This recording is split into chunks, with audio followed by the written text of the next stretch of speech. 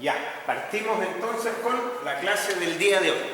Habíamos quedado revisando algunas cosas, algunas obras emblemáticas donde hay aplicados dispositivos de aislamiento sísmico. Estos dispositivos, como les comentaba, si bien hay de varios tipos, hay dos que son los más importantes, que son los péndulos friccionales, que hasta donde entiendo hoy día el péndulo simple friccional sigue siendo el más importante, aunque se están inventando, desarrollando péndulos friccionales de doble curvatura, incluso de triple curvatura, pero no los he visto instalados.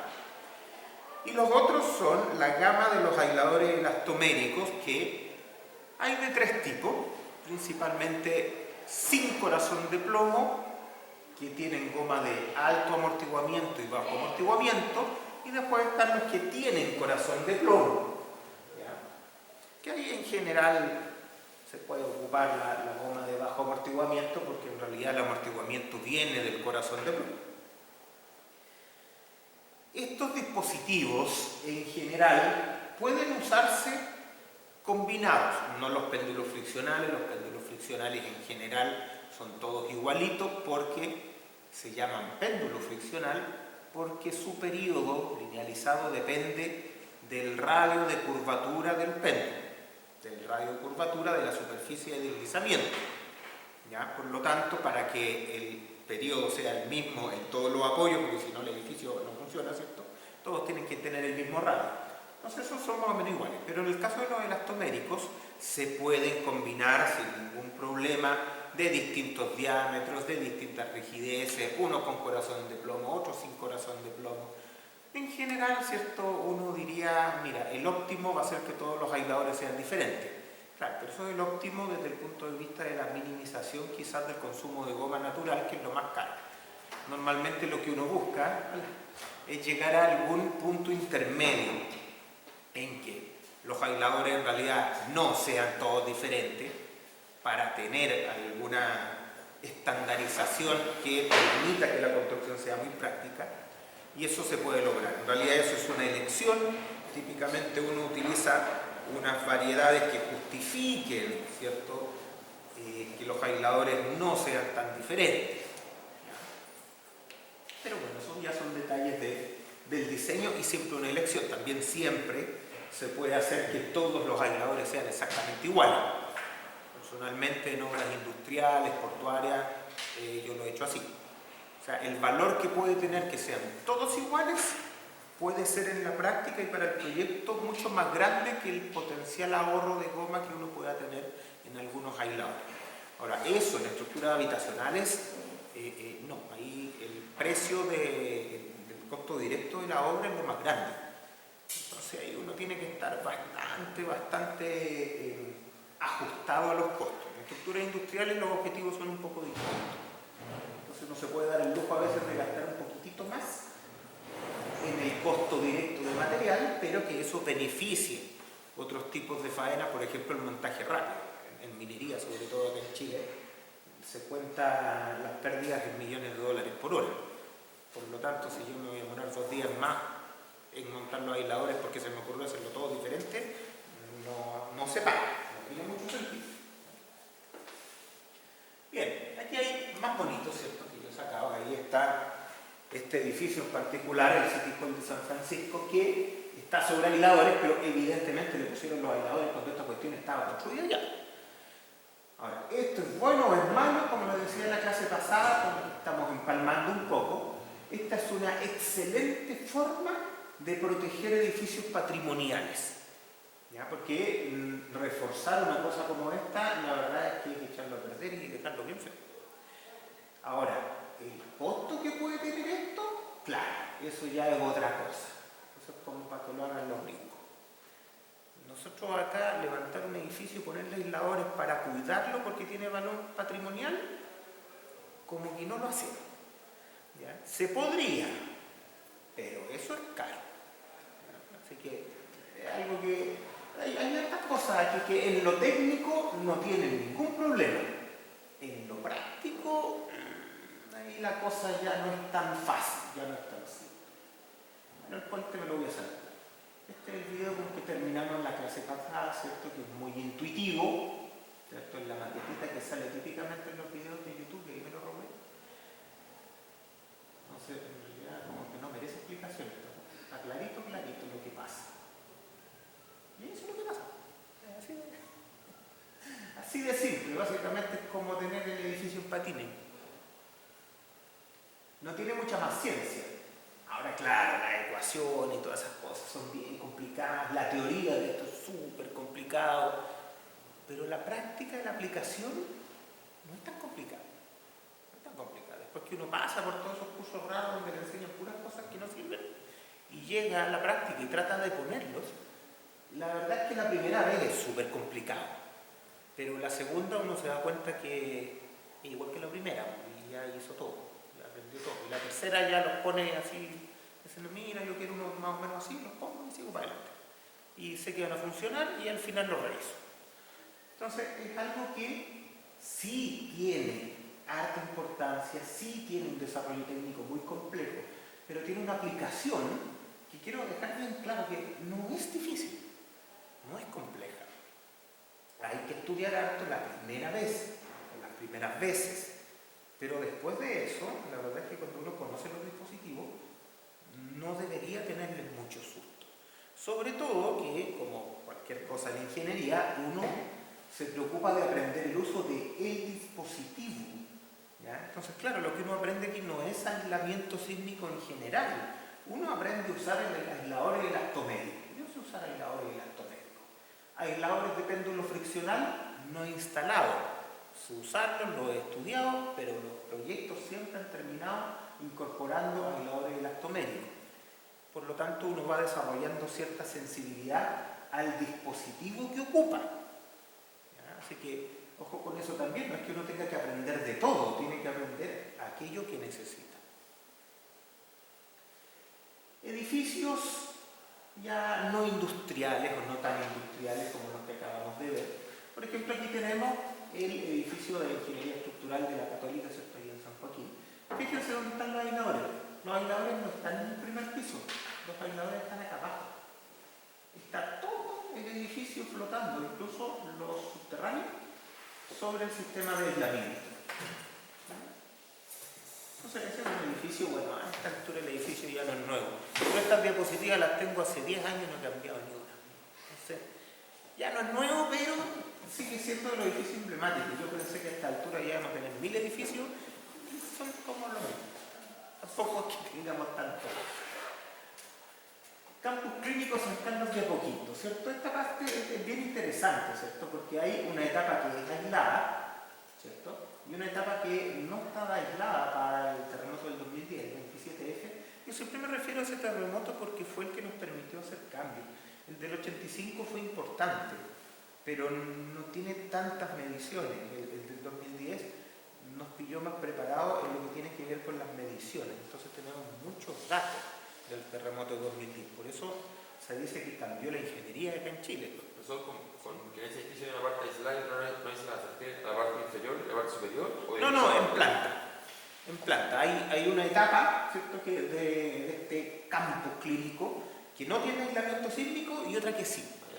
Entonces, claro, la parte que tiene aislamiento sísmico tuvo 0 daño y la que no tiene aislamiento sísmico tuvo daño. Pero ojo que tampoco aquí uno tiene que crucificar tanto eso, porque lo que yo veo acá es daño no estructural. Y ahí es donde uno tiene que empezar a tener cuidado, porque uno dice, oye, pero los aisladores me van a generar más o menos daño estructural. Bueno, este es un hospital, por lo tanto aquí es irrelevante esa parte, porque el daño no estructural que se produjo hace que no se pueda operar. Y eso es lo que causa la pérdida. Imagínense en una clínica, bueno, casi, es que hoy día ya se entiende mucho más que el daño no estructural es el que genera la funcionalidad o no de alguna cosa. Entonces, claro, que yo tenga protegida la estructura y que tenga 0 daño estructural, perfecto, excelente, todos contentos. Pero si tú ves daño funcional y estas cosas no pueden operar, la verdad es que estoy parado exactamente donde mismo. O sea, entre arreglar la estructura y arreglar, no sé, pues, las unidades manejadoras de aire, los ductos de ventilación, ¿cierto? Los trazados eléctricos, cualquier cuestión, igual eso me deja sin operar. Entonces, tengo que verlo desde ese punto de vista. Las horas sin operación son costo. Por lo tanto, eso es lo que tengo que evaluar normalmente. ¿Tiene sentido dejar esto sin operación? Bueno, las cosas como hospitales importantes hoy día, bueno, no todo hospital, pero hospitales importantes hoy día por defecto están todos aislados, todos tienen aislamiento sísmico. Y parece bien razonable. La verdad es que no es algo que uno lo encuentre como medio loco. Ahora alguien dirá, bueno, que si se trata de dispositivos de protección, entonces todos los edificios gubernamentales deberían tener ese tipo de protección. Y también parece bien razonable, o sea, cosas como, no sé, se me ocurre desde edificios importantes de policía, cuarteles de bomberos, cosas de ese tipo que son absolutamente necesarias efectivamente después de que se produce un evento severo. O sea, todas las cosas que yo necesito después del terremoto deberían estar operativas después del terremoto. Bueno, no hemos llegado a ese nivel de lógica, parece, pero vamos para allá. Ahora ya, proteger todo lo que es público, ahí ya no. Pero lo que es de uso esencial parece que tiene cierto sentido. Allá va la cosa. Aquí, hospital militar también, ¿cierto? Ahí está la etapa con aislamiento. Esto es fácil porque cuando uno va al estacionamiento del hospital militar, se mete por aquí y puede mirar los aisladores. Están ahí sobre el nivel de estacionamiento, ¿cierto? Antes del primer piso y están metidos ahí, uno puede mirar.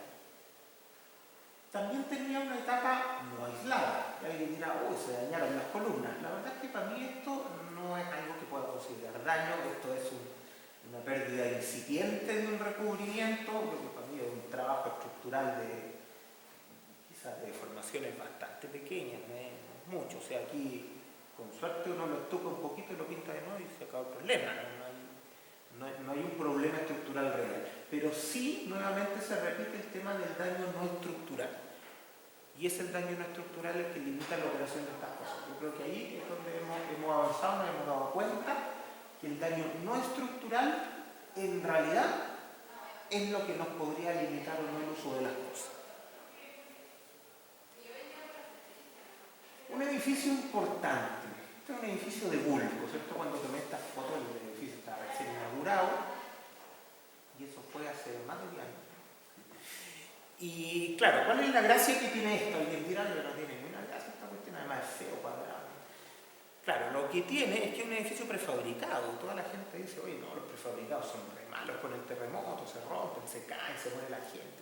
No, la verdad es que el problema que tienen los prefabricados son las uniones. Es muy difícil hacer uniones de alta ductilidad en los prefabricados. ¿Ya? Normalmente las uniones secas no pueden ser uniones de capacidad. Las uniones húmedas quizás pueden serlo, pero los prefabricados se dice que tienden a tener problemas. Ahora, yo insisto, no es el prefabricado. Normalmente cuando uno tira un poquito del hilito es que el diseño no fue suficientemente adecuado y si uno se mete más al detalle, normalmente llega a que el diseño de las uniones no fue suficientemente adecuado. O sea, una cosa súper específica. En el 27F hubo mucha falla de elementos prefabricados. Claro, y con eso la gente decía, no, los prefabricados son malos. No. Y permítanme decirlo con toda la altura de mira, pero el problema no era el prefabricado, era quien los diseñó. Ese fue el problema. Entonces, ojo, el prefabricado tiene mala fama, pero no tiene que ver con realmente las soluciones que se ocupen, sino de calcular. Bueno, en este caso, todo este edificio era prefabricado. Se montó súper rápido. Ya no me acuerdo, creo que como semanas lo montaron esta cuestión. Y claro, es un edificio que está encima de un sistema de aislamiento. Entre paréntesis, Bulco, ¿cierto? Es uno de los proveedores nacionales de aisladores numéricos. Entonces, claro, este es un edificio medio simbólico, porque tiene acá abajo, ustedes se fijan aquí estos como pasillitos para allá, efectivamente es un pasillo para ir a mirar los aisladores. Uno se mete por ahí, se agacha para no pegarse, se mete, y esto ni siquiera tiene subterráneo, esto tiene pura zapata, y encima de estos pedestales de las zapatas están los aisladores. Son aisladores elastoméricos, así nomás. Y ahí están.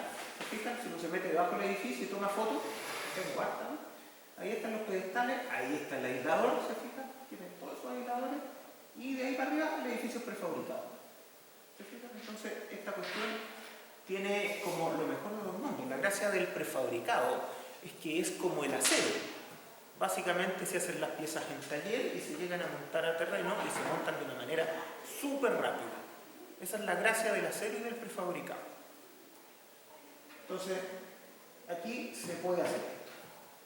Entonces están todos los costes. Uno de los proyectos emblemáticos en el área industrial fue este, en el que no participé, pero el más importante porque fue el primero. Y este tiene mucha gracia por eso, porque fue la primera aplicación seria de aisladores elastoméricos en estructuras industriales, en particular aquí en muelles aislados. Yo les pido, no sé si les pedí, pero les pido que vean en el canal de YouTube, hay una conferencia, creo que se llama conferencia RAF, no sé cuánto, algo, y en esa hay un resumen de los proyectos industriales con dispositivos de protección. Dura 1 hora y tiene como 6 proyectos, todo. Y se va solamente enfocar en la parte de uso práctico.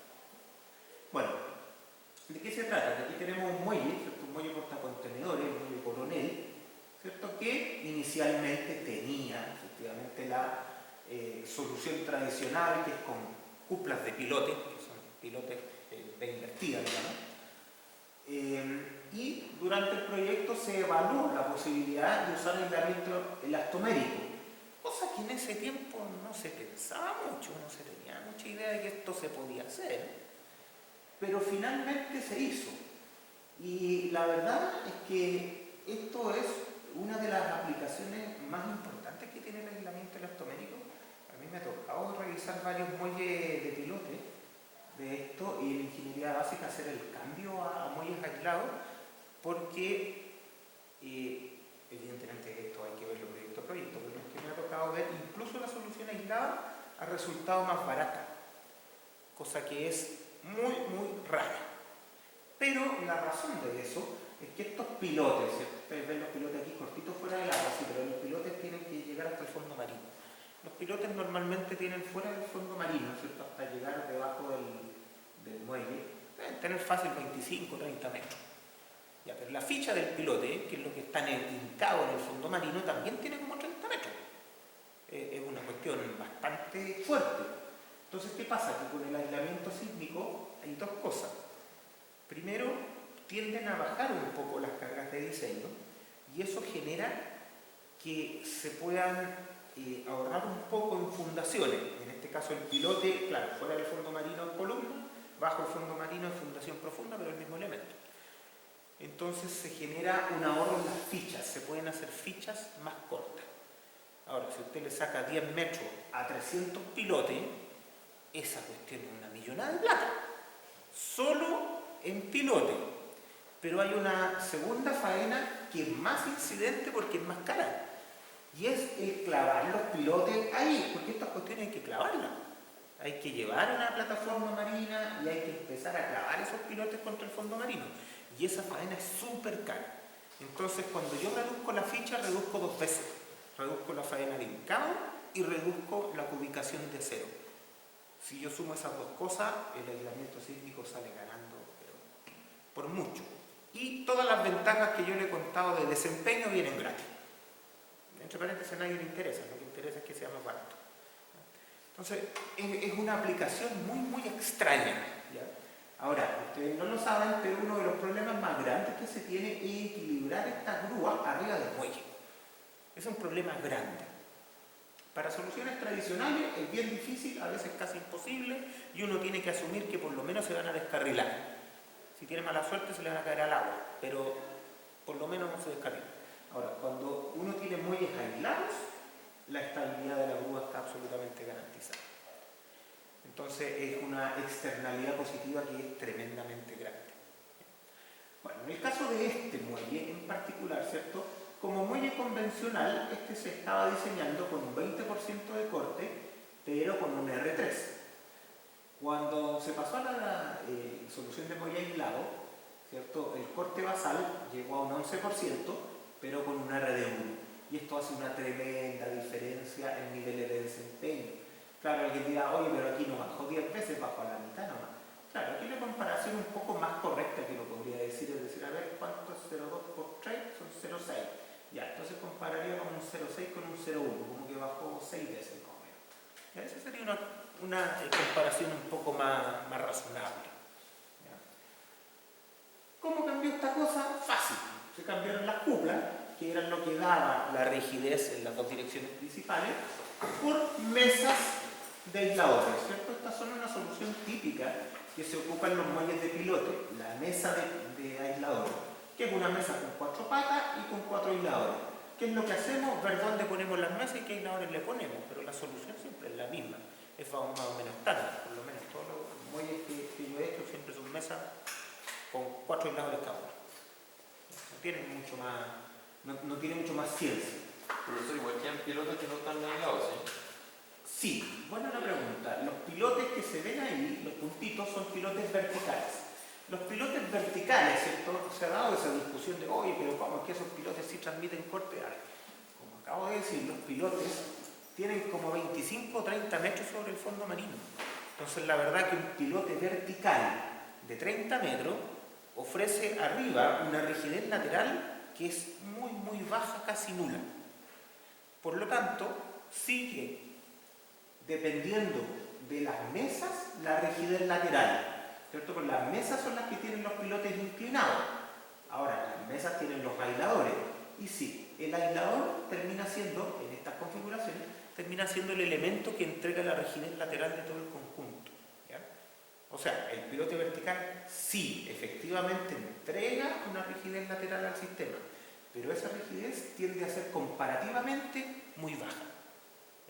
Ahora, es una gracia, porque si tuviéramos que aislar todos los pilotes, estamos sonados. Ahí sí, se nos va esta cuestión a la punta del cerro. Pero la forma en que se estructuran estas cosas es bastante conveniente para el uso de estos sistemas aislados. Profe, ¿qué es lo rojo del plano original? Estas son cuplas de pilotes. Estas que están acá. Los puntitos son pilotes verticales y estas que se ven diagonales son pares de pilotes en V invertida. ¿Ya? Lo que pasa es que se ponen así medio chuecos porque, a diferencia de las columnas, lustramiento y otras cosas, estos tienen fichas muy grandes. Entonces, claro, si yo considero las fichas que son como 20 o 30 metros más, me doy cuenta que si lo pongo en esta dirección le voy a pegar al pilote de allá. Entonces, por eso hay que inclinarla para no pegarle a los otros pilotes.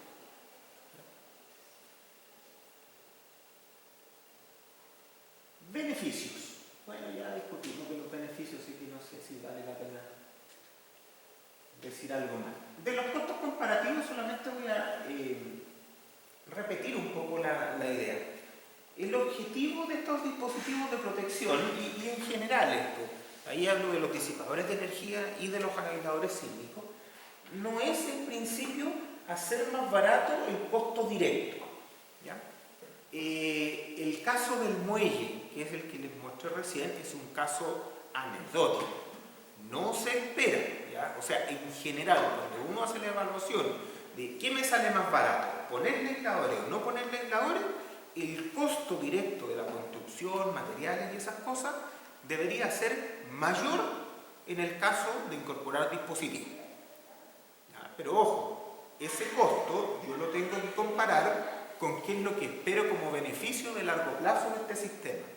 Si yo lo comparo, por ejemplo, con los beneficios de mantención de largo plazo, en un edificio de departamentos, como les preguntaba, o les comentaba en la clase pasada, a mí me parece que sí, que se paga absolutamente bien. Yo tuve la experiencia de visitar hartos edificios, muchos, después del 27F, y claro, ahí la gente empezó a entender, bueno, no entendió, pero le empezamos a decir por lo menos, que los edificios sí se podían dañar, sí se podían romper. El objetivo era que la gente pudiera evacuarlos, que la gente no tuviera daño, que no se murieran y que el edificio no se les cayera encima. Desde ese punto de vista, salvo 2 edificios en Chile, todos cumplieron el objetivo. Pero claro, uno siempre quiere vivir en el edificio que no le pasó nada y no en aquel que se dañó completo y hay que demolerlo después. Pero desde un punto de vista netamente legal, ambas cosas están bien, ambas cosas cumplen. Entonces, claro, fue un punto en que también uno se empieza a cuestionar, oye, la gente ya no le sirve el que el edificio no le caiga encima. Ya no es suficiente. La gente quiere que no se dañe. En principio y con diseño convencional no lo podemos alcanzar siempre y no con todos los edificios. Con estos tipos de dispositivos sí podemos. Entonces empiezan a abrirse algunas ideas para ese lado. Pero ¿qué es lo importante de esto? Que cuando uno no tiene claro que está comprando un departamento en un edificio que pasa norma, y eso significa que sí se le puede dañar mucho y que eso está bien, entonces sin esa conciencia es difícil tomar una decisión de este tipo. Decir, mira, cuando el edificio se dañe completo, ¿qué va a pasar? Bueno, va a haber que arreglarlo. ¿Y quién tiene que arreglarlo? Bueno, los dueños de los departamentos, los dueños de ese edificio. Eso es lo que corresponde, no hay mucha vuelta. Pero claro, pagar una reparación importante en un edificio es doloroso, son muchos millones de pesos. Entonces, por departamentos. Entonces, uno dice, a ver, pero si a mí me hubieran dicho, y bueno, siempre la gente dice, si a mí me hubieran dicho, no sé si eso pasa, uno tiene que informarse. Pero claro, si uno sabe que este tipo de tecnología lo que le permite es eso, básicamente estar tranquilo porque durante un evento severo en realidad el edificio no se va a dañar, o el objetivo es que no se dañe, claro, uno dice ya, mira, entonces yo desde ya sé que voy a pagar más, pero primero no voy a tener que pagar la reparación cuando venga un evento severo. ¿Ya? Alguien puede jugar ahí con, bueno, a lo mejor si no tiene protección igual no se daña tanto. Sí, perfectamente, puede ser perfectamente posible, sí, pero está jugando con niveles de riesgo que desconoce. Ahora, si se daña, la cosa es cara. Y no solo está el problema que se daña, también está el problema del uso. Ustedes saben que mientras un edificio está dañado no se puede ocupar. Hay costos secundarios de irse por otro lado, de que a uno se le van a meter ahí y le van a robar todo. Todo ese tipo de cosas empiezan a jugar. Entonces ahí es donde yo creo que uno tiene que informarse un poco, y no estoy diciendo con esto que haya que comprarse departamentos en edificios aislados, sino más bien evaluarlos bien. A veces esto tiene harto sentido y tiene harta conveniencia. Me pasó hace poco, hace como 2 años, que alguien me llamó para preguntarme, oye Carlos, me voy a comprar un departamento en Antofagasta, no sé. Y el proyecto, hay uno que tiene aislamiento sísmico y el otro no. Y me dio los precios y dije, no, compra el que tiene aislamiento. Por esa diferencia de precio no tiene sentido, y era una diferencia súper poca. Entonces, claro, pero igual era una diferencia. Y para él era, oye, evaluémoslo para ver qué conviene.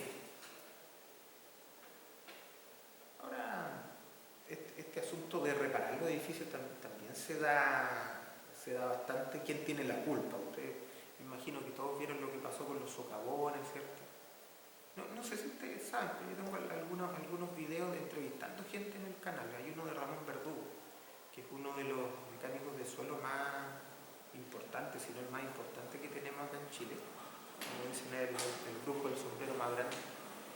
Y claro, él también dice, bueno, el problema no es en realidad el suelo, sino más bien el diseño que se hace. O sea, uno puede hacer cualquier lecera, ¿sí? Construir arriba de duna, claro, no es lo mejor desde un punto de vista lógico, pero todos sabemos que la gente le gusta tener el primer lugar para el tsunami, ¿cierto? Quiere estar ahí frente al borde costero para ver venir la ola.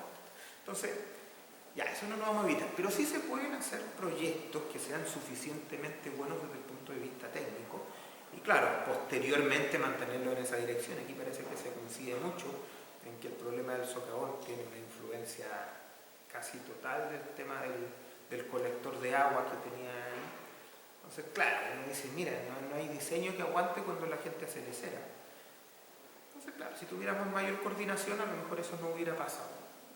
Pero ahí nuevamente tenemos problemas de, de interpretación, de entendimiento, ¿cierto? Por ahí alguien dijo, un experto, todavía no me acuerdo, dijo, no, si el edificio está estructuralmente íntegro, sí, por supuesto, pero no tiene suelo. Son esas cosas que uno dice, mira, te voy a decir lo que aguanta la palabra, pero no es el mensaje correcto. Cuando uno le dicen está íntegra, está estructuralmente íntegro, uno quiere entender que no hay riesgos. Pero no es eso. Está íntegro porque no tiene daño, el edificio es perfecto, pero evidentemente no tiene una resistencia remanente para un evento sísmico severo que vaya a garantizar que no tenga daños o que tenga daños suficientemente controlados. Evidentemente va a tener más problemas, entonces ahí hay que tener cuidado con lo que uno dice. Pero en este minuto, profesor, ¿qué ha pasado con ese edificio? No tengo la menor idea. ¿Por qué no lo han mostrado? No, pues, Como todas las cosas. ¿por qué habrían de mostrarlo si ya pasó la noticia? Ya se robaron todo, ya se hizo el hoyo, ahora hay que tapar el hoyo. Esto es muy fácil, o sea, la solución es fácil, o sea, se hizo un hoyo, tape el hoyo, no es ingeniería de alto nivel. El tema es que No se ve, ¿no? tienen que sacar esa cantidad de tierra de otro lado, ponerla ahí, y probablemente un tema no menor es quién paga. Siempre cuando pasan estas cosas, la gente no quiere pagar. Y claro, si no, es que la municipalidad dio permiso, entonces la municipalidad tiene la culpa. No, pero es que la constructora la construyó y tiene todos los papeles firmados, entonces ellos tienen la culpa. Ya, la constructora dice, bueno, si yo cumplí con todo aquello que tenía que cumplir, entonces yo no tengo la culpa. Y al final ha sido la cosa. Es complejo, porque pagar un arreglo de ese nivel es caro. Incluso en departamentos tan caros como eso, para la gente puede ser un problema muy, muy grande el pagar arreglos. Pero claro, hay que informarse primero de en qué se está uno metiendo cuando compra ese tipo de cosas. Ahora yo me imaginé que era bien razonable pensar que cuando uno compra en ese tipo de proyectos, uno cree que está todo bien hechito, todo bien planificado. Bueno, no siempre pasa. Al parecer ahí, y eso lo cuento porque en el 27F, ¿cierto? Que se cayó el Alto Río, murió gente, fui como 4 veces para allá a mirarla, tengo hartas fotos, videos. Pero fue un caso también emblemático y los invito a leer la historia de ese caso y las sentencias, son públicas. Hay unas carpetas que tienen toda la historia del caso, sobre todo la sentencia. Vale la pena, porque es la primera vez que se empezó a hacer responsable a la gente. Y ustedes saben que las cosas funcionan cuando uno le pone nombre al responsable, si no, no funciona. Esto de, oye, hay que hacer tal cosa. No. Uno lo que necesita es decir quién lo va a hacer y si no lo hace, con cuánto lo va a castigar. Eso es lo que funciona realmente.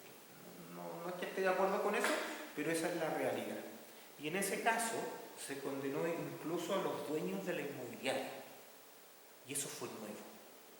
Eso no, y eso sentó un precedente que yo creo que ha hecho un cambio. Ha hecho un cambio potente. ¿No?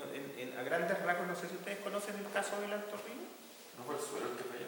¿Ah? ¿No fue el problema del suelo más que el edificio? Bueno, fue un problema del sismo, en realidad. Claro, pero ¿por qué responde la inmobiliaria si hay una persona que firmó el que estaba en el suelo? Ese es el tema.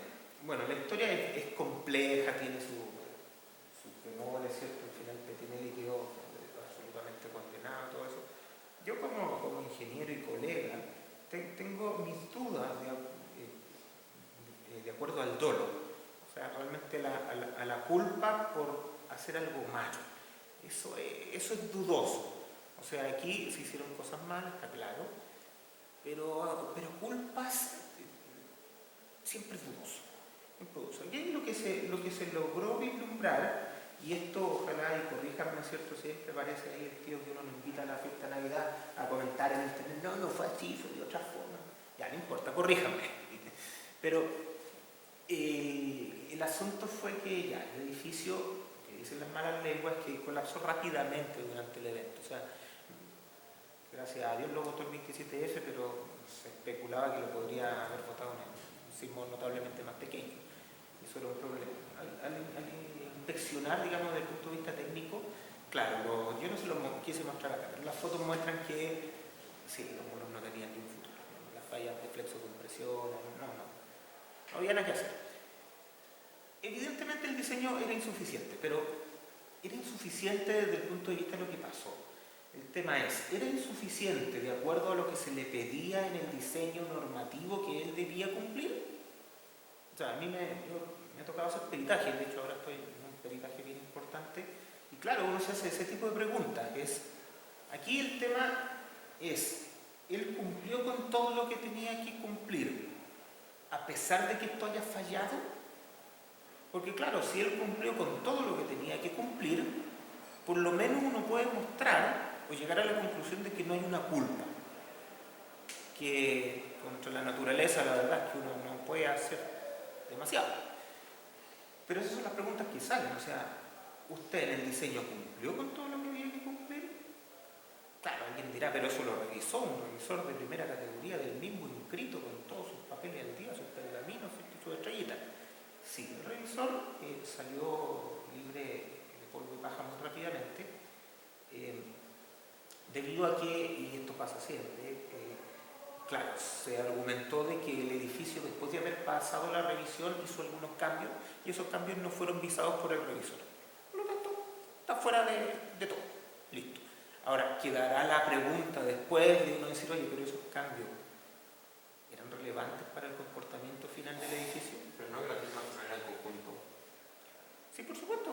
Pero el responsable siempre es el diseñador. Sí, pero ¿cómo hacen cambios después de la firma del revisor? ¿Eso es legal? Absolutamente. Si el responsable es el diseñador, no el revisor. Además que ojo que esto tiene un ordenamiento legal. Y lo que yo necesito esencialmente en proyectos inmobiliarios y en la cosa industrial es distinto. La parte industrial es que le interesa que la cosa esté buena en el industrial, por lo tanto el mismo contrata un revisor, ¿cierto? Para que ver si la cosa está buena o no. A él le interesa. Pero en el caso inmobiliario, la gente que va a comprar los departamentos, primero no tiene ni idea de lo que va a pasar porque en el futuro ellos verán el departamento. Entonces, la protección viene por el lado gubernamental y es decir, mira, yo te impongo como MINBU que todos los proyectos tengan que estar visados por un revisor y un revisor de esta lista. ¿Por qué? Porque yo hice esta lista. Y los criterios para esa lista están absolutamente establecidos. Yo no los comparto, me gusta decirlo, pero están. Y ahí hay revisores de primera, segunda y tercera categoría, de acuerdo a la experiencia. Y de acuerdo al proyecto se necesitan de distintas categorías. Bien, entonces el revisor visa este proyecto. Todos contentos. Seguramente con eso ya se sacaron los permisos, todos contentos, y esa es la parte importante, los permisos de la municipalidad. Y después se argumentó que hubo cambios, por lo tanto, si hay cambios que no están aprobados por el revisor no tiene nada que ver acá. Ya. ¿Qué es lo que se discutía mucho? Se decía, mira, lo que pasa es que habían dos informes de mecánica de suelo. Uno que decía, para ser súper simple, que el suelo es malito y otro que decía que el suelo es menos malito. Entonces uno dirá, a ver, si tengo a alguien que me clasifica el suelo como malito, eso es más conservador y yo como persona criteriosa me debo ir por el lado más exigente siempre. Eso dice la lógica, pero esa es la lógica de la seguridad en el proyecto y no la lógica de la maximización de las utilidades. Al parecer aquí se tomó el camino de decir, mira, ambos informes de mecánica de suelo son correctos desde el punto de vista que están firmados por profesionales competentes y responsables, por lo tanto yo tengo derecho a elegir. También es cierto. Yo no comparto la elección, pero también es cierto. Por lo tanto, se tomó el que clasificaba el suelo como mejor y eso es un beneficio para el edificio. De ahí para adelante se hicieron todos los diseños, ¿cierto? Apegaditos justito a la norma, ¿cierto? Y quedó un diseño bastante económico respecto a lo que esperaba la inmobiliaria y con eso todos contentos. Yo creo que si esa cosa se hizo así, el IDIEM lo perició ese edificio y tiene sus conclusiones también en el fallo. Pero el asunto es que, claro, el ingeniero diseñador siguió las normas que tenía que seguir, hizo las cosas relativamente bien y el edificio falló. Entonces, claro, ahí dice ya, esto esto fue nomás. Hubo problemas entre medio, como el que les digo, y otros un poco menores, pero uno dice, oye, a ver, culpa en el diseño, si también hay que entender una cosa, y es que esto a lo mejor suena feo, pero en el ámbito inmobiliario, arquitectura, ¿cierto? La gente tiene claro lo que quiere y tiene claro que el proyecto tiene que salir barato. Por lo tanto, si usted no lo hace, se van a ir donde otro ingeniero que sí lo hace. O sea, el proyecto se hubiera construido igual. En ese sentido, yo no sé si echarle la culpa al diseñador, ¿no? Porque si él rechaza las condiciones, va a haber otro que lo va a hacer igual y esto no hubiera cambiado nada en el resultado final. Lo único que hubiera cambiado es que él hubiera perdido un proyecto. Nada más. Pero bueno, falló el edificio. Claro, y uno dice, ¿quiénes son los responsables? Diseñador. Y el primer cortado de cabeza fue diseñador, sí. Pero después esto siguió. Y se siguieron buscando culpas formales desde el punto de vista de las responsabilidades más arriba. Y se llegó hasta la gerencia de la inmobiliaria. Y fueron finalmente condenados, ¿cierto? Aquí no hay condenas de tipo, ¿cómo se les dice a las que van a cárcel? Ya no me acuerdo. Criminales, sino que eran todas civiles. Civiles, se paga. Las cosas civiles se paga con plata. Entonces, claro, aquí se llegó a que habían responsabilidades bien arriba y había que pagarle a las víctimas, pero lo importante de esto es que por primera vez se llegó hasta las gerencias de las inmobiliarias. Y eso tiene una importancia que es particularmente grande. Y es que de ahí para adelante uno sabe que puede llegar hasta ese nivel. Y eso ya impide que por lo menos las direcciones de las inmobiliarias puedan tan livianamente decir, no, es que yo me quedo con el ingeniero que me lo doy más barato, no. El que me ponga menos fierro, el que me ponga menos muro, yo por ahí voy. Ya empieza a haber algo un poquito, oye, si aquí pasa algo, va a llegar hasta mí la responsabilidad y también la potencial condena. Eso fue nuevo y absolutamente razonable, aquí murió gente. Entonces, yo creo que hoy día eso nos lleva a pensar un poquito más en este asunto de los proyectos. Claro, es difícil que se vea eso, es difícil que se vuelva a ver. Normalmente la cosa aquí se corta por lo más delgado, que es el ingeniero, esto que es el diseñador de estas cosas, y por eso que yo los invito a tener harto cuidado con lo que hacen, porque a pesar de que el jefe les diga que hagan algo, la culpa va a ser de ustedes. Y en ese sentido siempre es bueno tener un revisor responsable, porque por lo menos pueden compartir un poquito ahí la culpa. Pero muchas veces se malentiende. Cuando uno está en proyecto, uno tiene un pensamiento muy de recursos, muy de empleado. Y es de, le hago caso a mi jefe, o le hago caso a mi profesor, o le hago caso a cualquiera que me está diciendo las cosas, que en general se deman. Pero llega un punto en que tienen que entender que las responsabilidades no son heredables ni transferibles, son absolutamente personales. Entonces, si se mandan una embarrada, lo más probable es que nadie esté ahí para ayudarlos, sino que para apuntarlos. Y hay que tener cuidado con ese tipo de cosas. Creo que me alejé bastante de la parte de aislamiento sísmico, pero la idea era que ese edificio, por ejemplo, si hubiera tenido aislamiento sísmico, a lo mejor hubiera todavía estado paradito. Pero no lo tuvo. Voy a insistir en que estas soluciones no son mágicas, pero aportan técnicamente.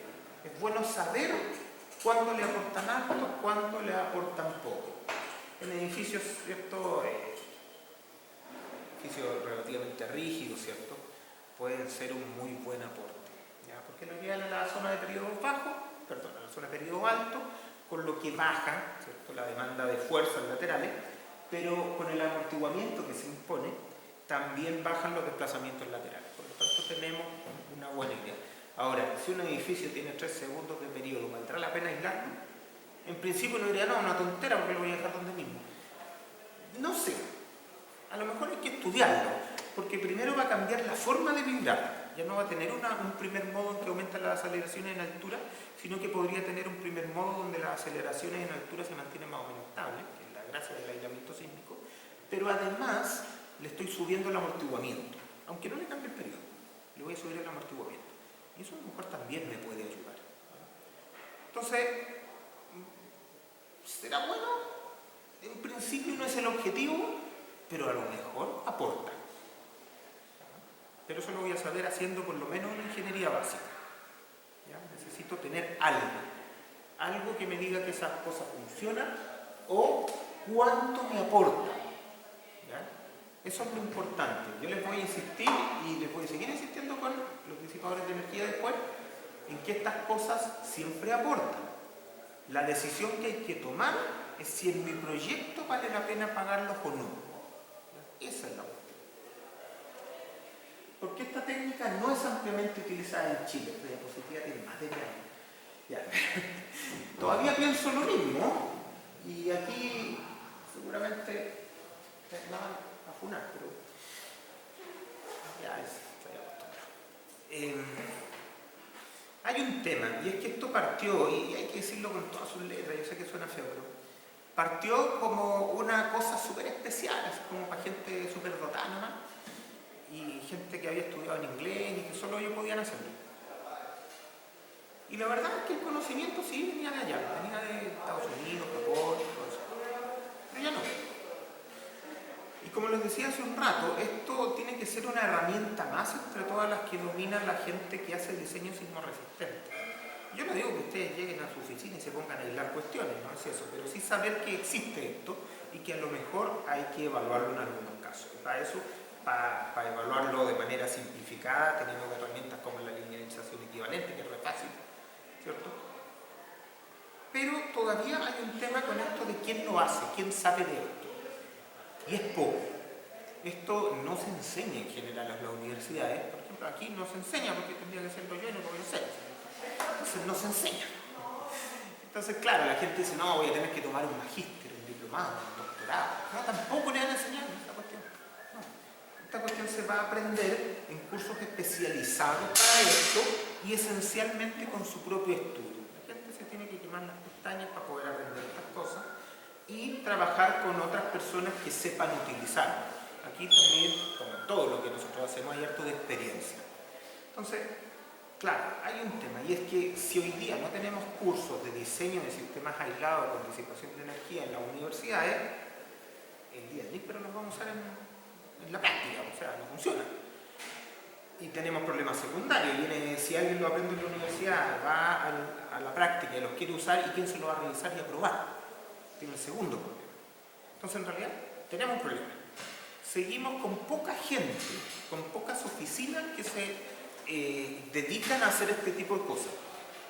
A mí no me gusta mucho esto, pero la forma en que se ha establecido es que la disipación de energía y el aislamiento sísmico son casi una disciplina diferente, y hay especialistas en esto, ciertas oficinas 2 o 3 muy específicas, que hacen esta parte. O sea, hacen el diseño de los aisladores, la disipación de energía y entregan los resultados al diseñador del resto del edificio para que pueda armar todo el edificio como él sabe. Le entregan un buen input para que pueda hacer el resto. Esa cosa sigue siendo rara desde el punto de vista del aislamiento, por ejemplo, que el diseño en oficina se hace la subestructura. Se terceriza el cálculo de todo el sistema de la base aislada y después todo lo de arriba lo vuelve a hacer la gente el diseñador del edificio con el input que le da el diseñador de la base aislada. Entonces una cosa media mezclada, como que alguien usa parte, otra persona hace otra. En realidad siempre lo mejor va a ser que una sola persona o una sola equipo de personas haga todo. Eso es lo que funciona, eso es lo que minimiza los errores. ¿Ya? Pero hoy día a veces no funciona tan así. ¿Ya? Entonces, ojo con eso. Todavía sigue siendo cierto que no hay tanta gente que domine estas herramientas. ¿Ya? Esa es la primera parte. Están estas empresas especializadas, como digo yo. Pero quiero que por lo menos se queden con la idea de que esto no es tan complejo y esto es evaluable. O sea, a nivel de prefactibilidad, a nivel de anteproyecto, a nivel de ingeniería básica, estas cosas deberían evaluarse y ser descartadas si no aportan nada, o ser exploradas si en realidad están aportando. Esa es la forma de hacer ingeniería. Una amplia mayoría de las veces uno hace la pregunta, oye, ¿probaste si usaba aislamiento sísmico? Yo lo hago mucho en los muelles, por cosas por fuera. Y la respuesta simple es no. ¿Por qué? Porque no tengo idea cómo se usa. Está perfecto, pero el que uno no sepa algo no significa que el beneficio del proyecto está en que no lo use. Y ahí es donde hay que hacer estas diferencias. ¿Ya? Hay cosas que a lo mejor yo no puedo probar porque no tengo las competencias, pero tendré que levantar el punto, tendré que a lo mejor tomar decisiones en conjunto con otras personas, ¿cierto? Y a lo mejor llamar a alguien que sepa y que me cuente y diga, no, en ese proyecto no hay cómo.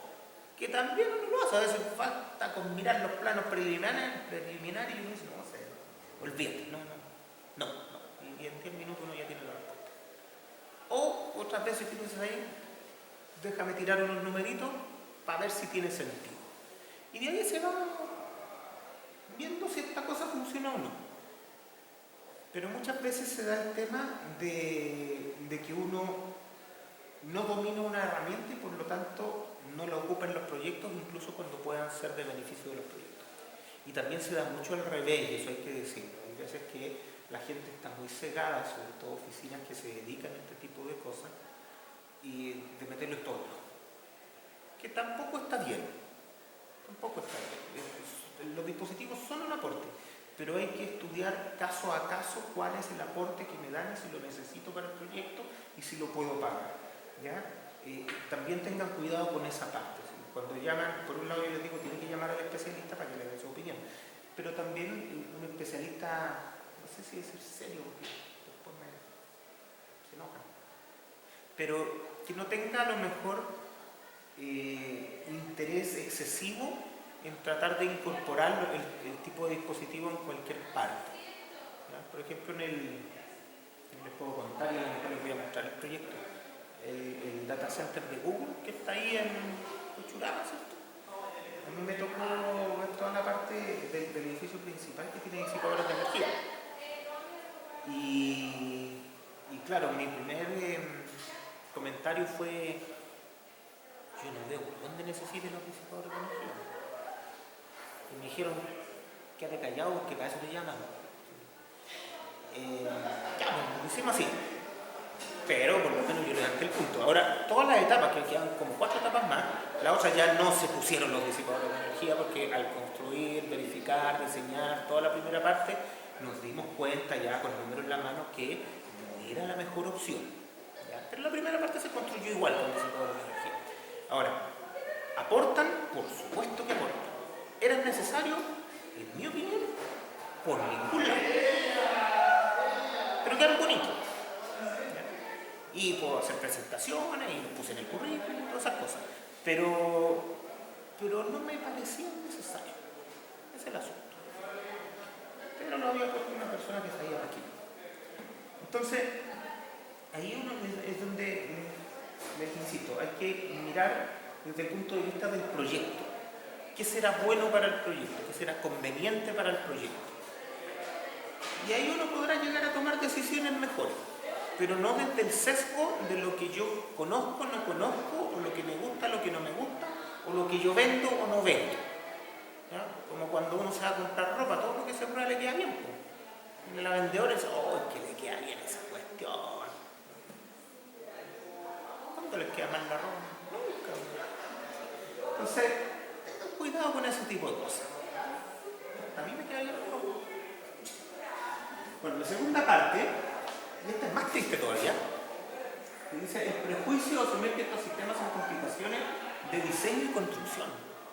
Es bien común que, sobre todo a la gente de más edad, ya los que están en la tercera, cuarta, quinta edad, que la ingeniería, ustedes saben que los ingenieros quedamos en esto hasta que nos morimos, los ingenieros no se jubilan, se mueren haciendo estas cosas. Entonces, claro, usted va con un viejito de 85 años y dice, mire, es que le quiero poner aislador a esta cuestión. No, se complica todo.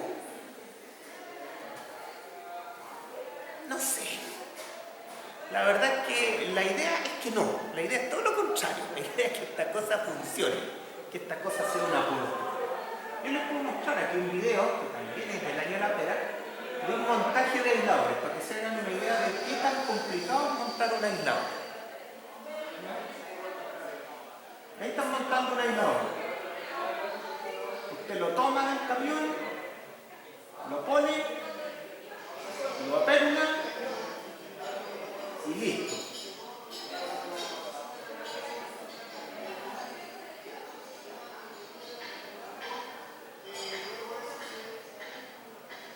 Él está describiendo, dice, lo toma, lo pone y lo aperna. Y se acabó el problema.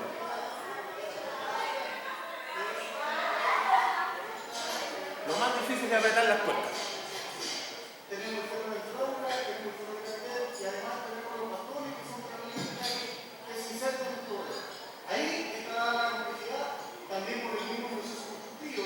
Cada uno de los hormigonados tiene un sistema de una visión respecto al ambiente. Pero ahí es donde hay una diferencia.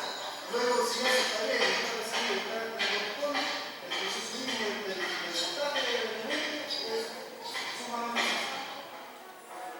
¿Qué es lo que dijo por ahí? No sé si lo escucharon bien. Dijo, la cama que está esperando el aislador tiene que estar perfectamente horizontal. ¿Ya? El hormigón en general tiene una diferencia importante con el acero. El acero se construye al milímetro, el hormigón se construye al centímetro. Entonces normalmente aquí lo que uno hace es una cama de grau de hormigón y esa tiene que estar particularmente horizontal. Bueno, ustedes vieron los ensayos de cómo se deforman estas cosas y la verdad es que si no está horizontal no creo que le importe el aislador. Pero la manera correcta de hacerlo es que eso esté perfectamente horizontal.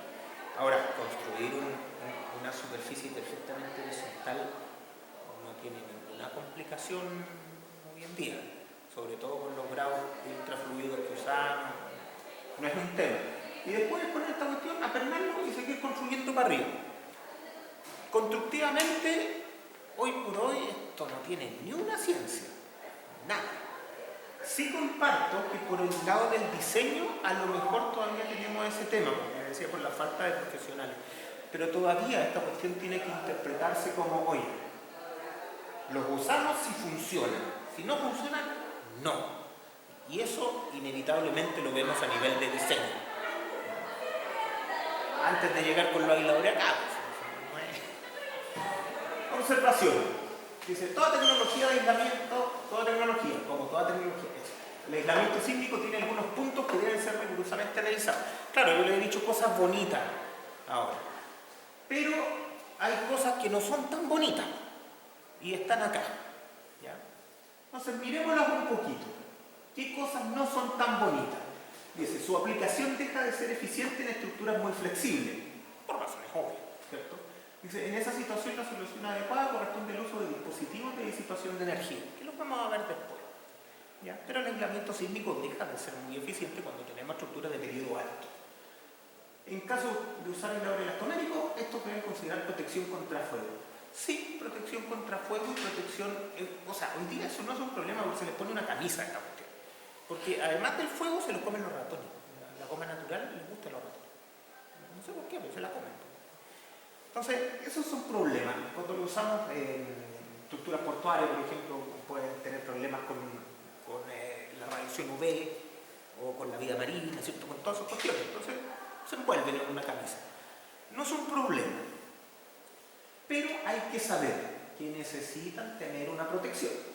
Después, en caso de usar aisladores friccionales planos, que nunca se ocupa eso, debe considerarse un sistema descentrado de la estructura. Es lo que les comenté en su momento, porque la estructura no puede quedar chueca. No tienen una fuerza autocentrante. Ahora, usarlos sin un dispositivo que provee esa fuerza autocentrante hoy día no se hace. Pero hay que tener cuidado. Debe ensayarse en forma dinámica cada uno de los aisladores de instalar. Eso es en Chile, no es en todas partes. En otros lados yo ensayo un prototipo o dependiendo de si el fabricante es un fabricante reconocido, certificado, etcétera, etcétera, puedo ensayar cada vez menos. Puedo ensayar solamente una parte, una muestra de todo el conjunto. Aquí en Chile todavía se exige que todo aislador que se vaya a ocupar debe ser ensayado. Para nosotros en realidad esa cuestión es media transparente porque como vamos a estar en el lado del diseño no nos importa mucho. Pero para el lado del que ve los costos sí tiende a ser un problema, porque claro, ensayado, pero el costo del ensayo viene metido ahí también. Entonces, claro, uno tiene que estar pagando los ensayos y eso es un problema. ¿No? Pero es así nomás, no tenemos muchas vueltas que dar. Los elementos que cruzan la interfaz de aislamiento deben contar con holguras suficientes para resolver los desplazamientos.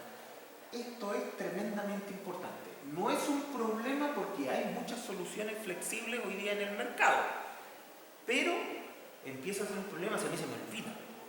Ya que se me olvida y paso la categoría del desagüe, ¿cierto? De todos los baños por ahí en el circo y la corta, me voy a acordar que la embarré. ¿Ya? Entonces, no es un problema, pero tengo que acordarme. Los diseños deben considerar la factibilidad de realizar inspecciones, reposiciones, modificaciones. Lo que sea que yo he hecho, básicamente ponemos incluso un espacio diseñado para poner la gata y poder gatear el edificio y cambiar el aislador. ¿Ya? Porque hay que tener claro que en general las estructuras tienden a ser, sobre todo las estructuras industriales, tienden a albergar procesos muy vivos. ¿Qué quiere decir eso? Que cambian con el tiempo. Entonces, es muy normal que estructuras de acero yo las tenga que reforzar o modificar o sacar elementos, y eso uno lo hace, las de hormigón también. Pero el aislador en general no es un elemento reforzable, ni mejorable, ni nada. El aislador yo lo tengo que cambiar. Cuando necesito algo, cuando necesito algún tipo, no sé, se quedó corto por cualquier cosa, desplazamiento, resistencia, lo que sea, normalmente yo no le puedo poner un par de planchitas y que la cuestión funcione. Normalmente tengo que cambiarlo y más aún tengo que cambiar toda la interfaz de aislamiento. Eso es bastante común, a no ser que uno deje ciertas holguras con la experiencia, ¿cierto? Y saber más o menos dónde esta cosa va a funcionar.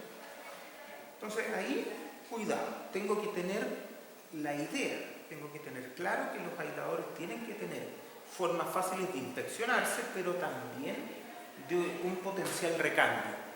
Y personalmente, aunque las normas no lo dicen, normalmente yo dejo un espacio para poder instalar aisladores más grandes, ya sea en diámetro y en altura, ¿cierto? Dejo lineado en la altura, no sé, unos 5 o 10 centímetros más, y también los pedestales, lugares de apoyo más grandes para que se puedan poner aisladores en el futuro más grandes. Sería muy raro que quisiera poner cosas más chicas, lo dejo igual.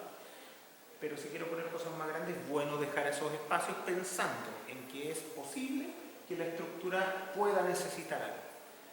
Como les he dicho, los aisladores no son fusibles desde el punto de vista que haya que cambiarlos después del evento sísmico. No funcionan así. Son dispositivos que van a absorber las fuerzas sísmicas y van a permanecer bastante iguales para el próximo sismo. ¿Ya?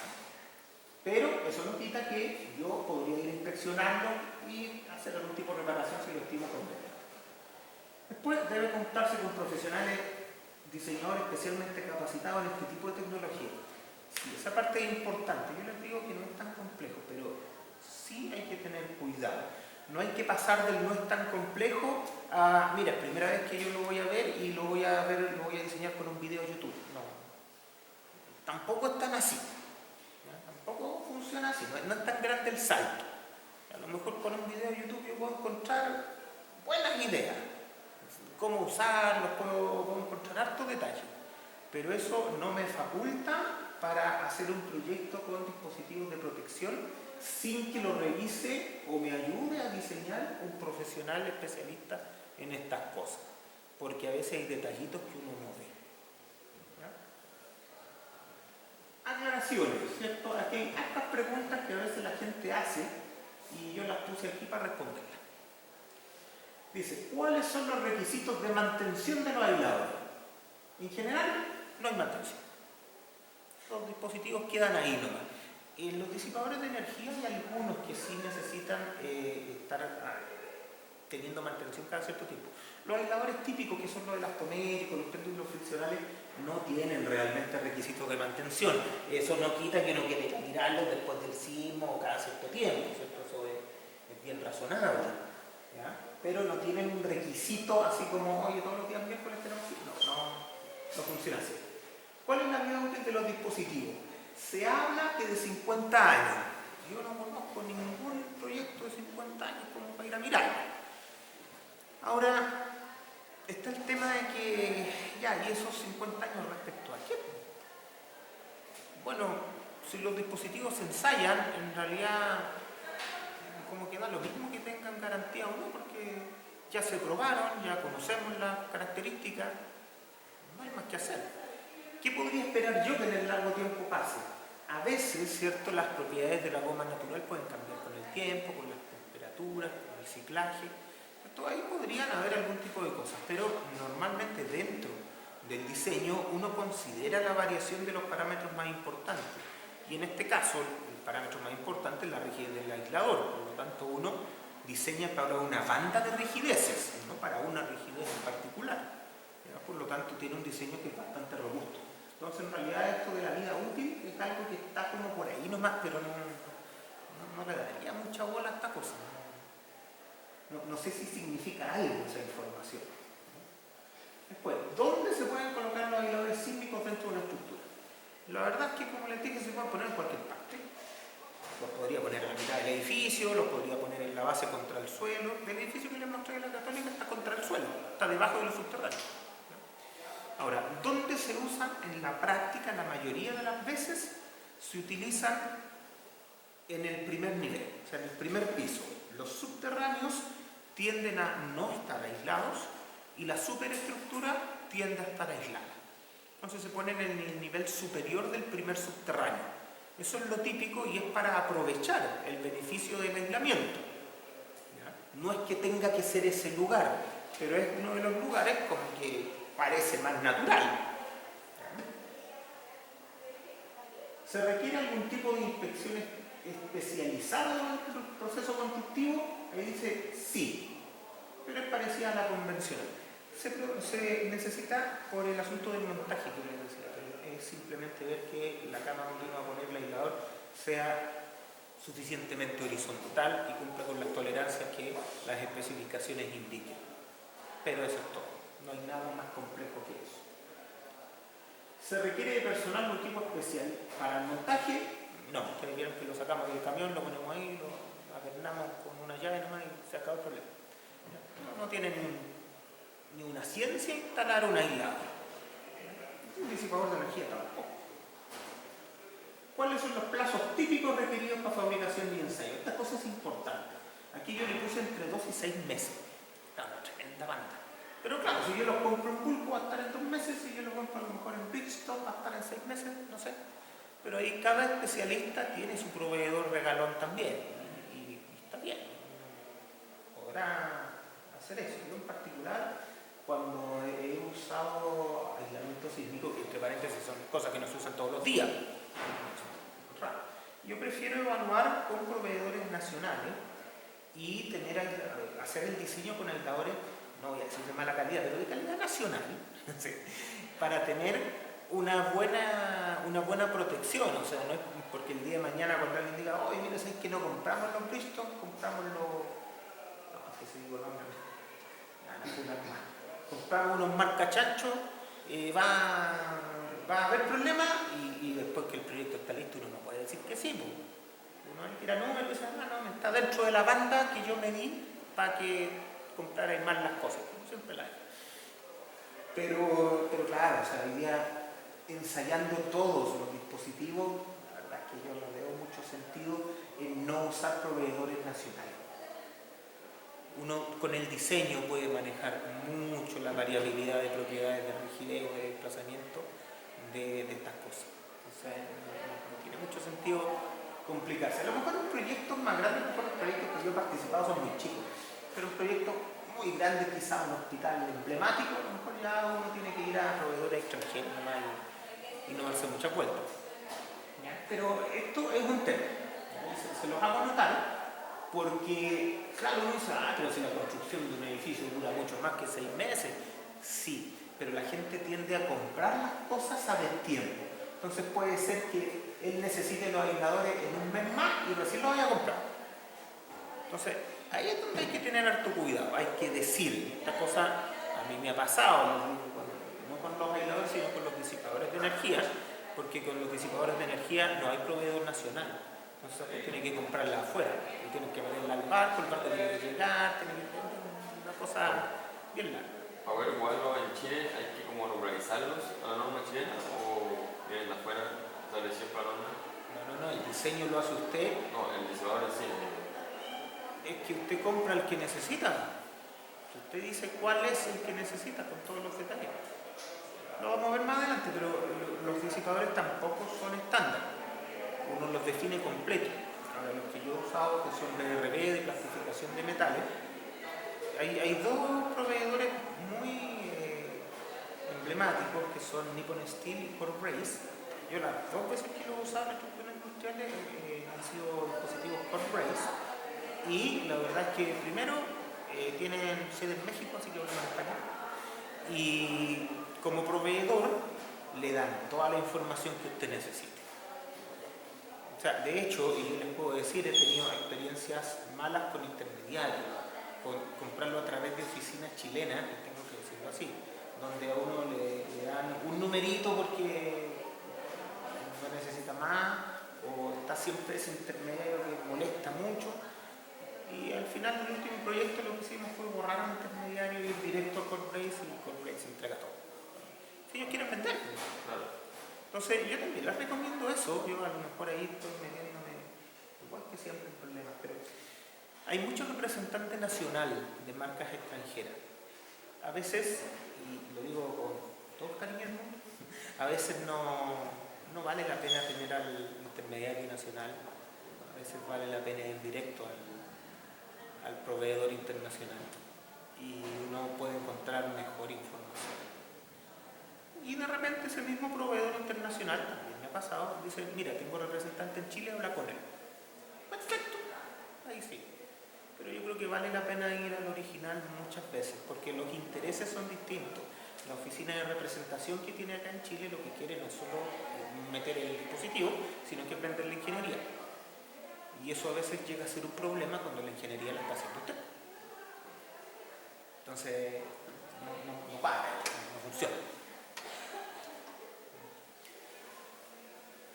Los científicos de fabricación humana. ¿Cuál es la respuesta en la dirección vertical de una estructura aislada? Bueno, la que usted quiera. Pero la pregunta que está acá está porque se ha dicho que los aisladores, sobre todo los elastoméricos, se ha dicho que en la dirección vertical son malos porque el edificio queda muy flexible y uno como que anda caminando en esponja. La verdad es que eso no es cierto. Absolutamente falso. Puede pasar por un mal diseño, de la misma manera que las losas vibran por mal diseño, de la misma manera que los edificios a veces se dañan donde uno no espera por mal diseño, pero eso no es un problema de la tecnología de los aisladores, es un problema del diseño. En general, ¿cierto? Los códigos, de hecho nuestra norma que rige el diseño de estructura de edificios con aislamiento sísmico, que es la 2745, exige que uno tenga una frecuencia vertical mínima de 9 Hz, que ya es suficientemente rígida. Muy rígida, claro, si usted está por debajo de los 9 Hz, probablemente puede tener algún problema y algo se le acoplará. Pero si usted tiene una frecuencia de 9 Hz o 10, que normalmente le ponen, no debería acoplarse con nada normal estas cosas. Por lo tanto, el edificio en la dirección vertical puede ser tan rígido como usted lo quiera. De hecho, como les comenté en su momento, esto de las láminas de goma, por muy flexible que las láminas de goma puedan hacer que el aislador en la dirección horizontal se desplace harto, en la dirección vertical yo lo puedo controlar también mediante el espesor de esas láminas de goma. Entonces, no hay un problema realmente con esto, ¿ya? Es un factor de diseño más, está dentro de lo que yo tengo que controlar eso. ¿Cuáles son los requisitos de ensayo? ¿Para qué nos vamos a complicar? Están en la 2745. Y como no lo ensaya usted, le dice al que ensaye, use la 2745 y ya. ¿Para qué nos vamos a complicar? Ahí la gente que sabe el ensayo puso las cosas ahí. Ahora, yo le insisto, los aisladores elastoméricos, yo los uso y eso es una decisión también, y es porque creo que son, en buen chileno, bastante carne verde. ¿A qué me refiero con eso? Que si usted los diseña para 20 centímetros, probablemente se van a deformar 30 y no les va a importar. Y eso, para mí, que trabajo en cosas industriales donde sé que la incertidumbre es gigante, es bien importante. Si pongo un péndulo friccional y llego por deformaciones de diseño a 20 centímetros, pero el péndulo no tiene capacidad de 21, me complico. Probablemente voy a tener que hacer un péndulo más grande. Y me van a preguntar, entonces ahí uno va tomando ese tipo de decisiones que son decisiones prácticas también.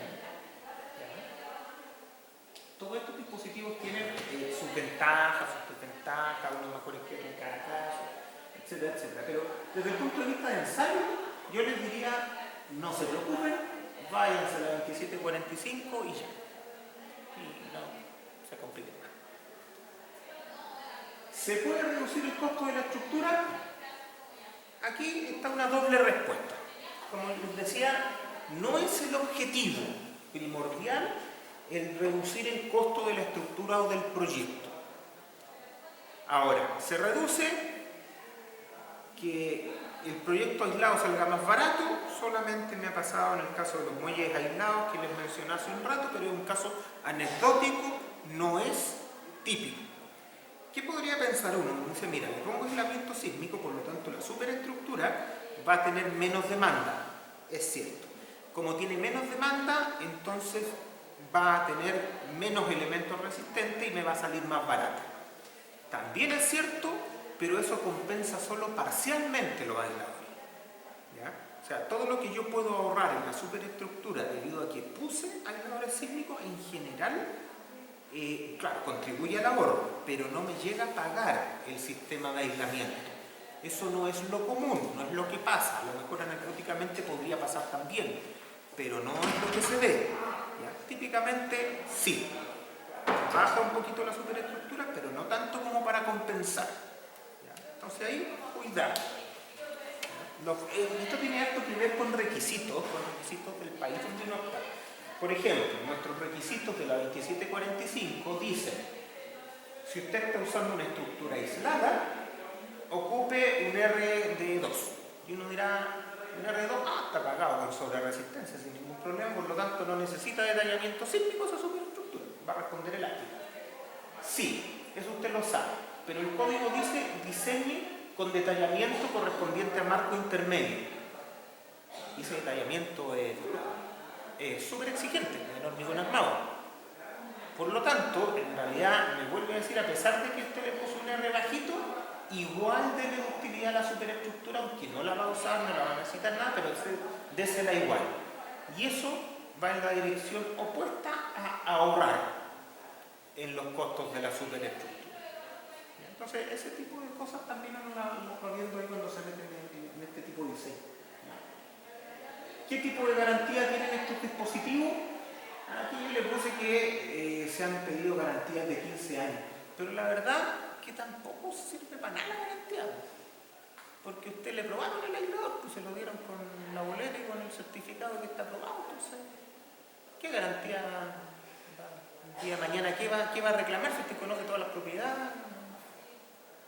No sé, porque dice, en general las garantías son contra deficiencias de fabricación, pero si lo ensayaron no tiene eficiencia. Entonces en realidad las garantías, mientras se ensayen todo, como que no valen nada. Ahora, cuando se ensaye menos que todos, yo creo que tampoco valen nada, porque la idea de ensayar, aunque sea una parte, una muestra del todo, es caracterizar el todo. Y si usted entiende que ya caracterizó el todo, entonces esto sigue sin tener sentido.